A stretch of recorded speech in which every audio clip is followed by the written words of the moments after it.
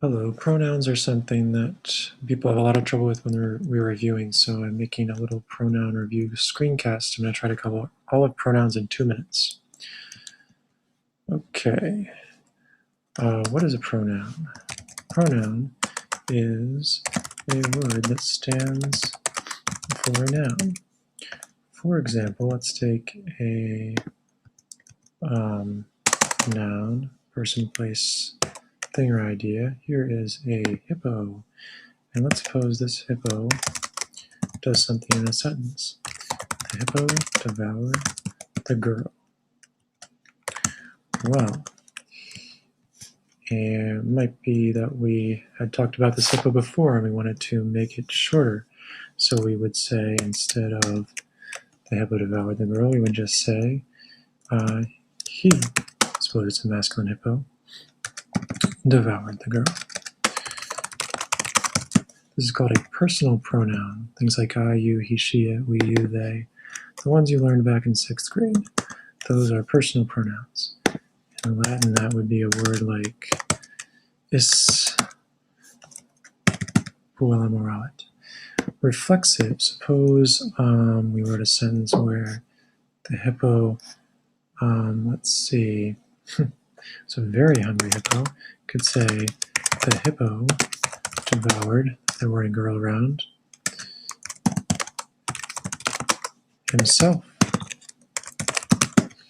This would be a reflexive pronoun because it's referring back to the subject, which is the hippo. It's like looking in a mirror. Hippo devoured himself. So it's called reflexive. Notice the word reflect in it. And we would use words, we use the personal pronouns except for third person when we use sui, sivi, se, and here we would use se because it's a direct object. Intensive would be if we said the hippo himself devoured the girl. We really want to emphasize that it's the hippo who's doing it. And then we use a form of ipse. It's intensive, it's not necessary, it's just re-emphasizing something we're already saying.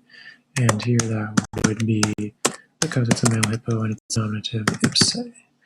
Relative pronoun is when you have a relative clause in the sentence. It gives us a little bit more information about the hippo.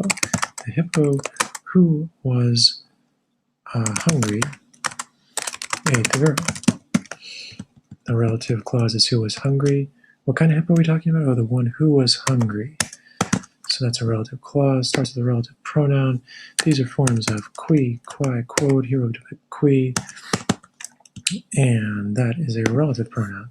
Interrogative pronoun would be if we said which, or if we said who ate, who devoured the girl. I don't know who it was. Oh, it was the hippo. But in this question, we're not sure who devoured it, so it's going to be quis.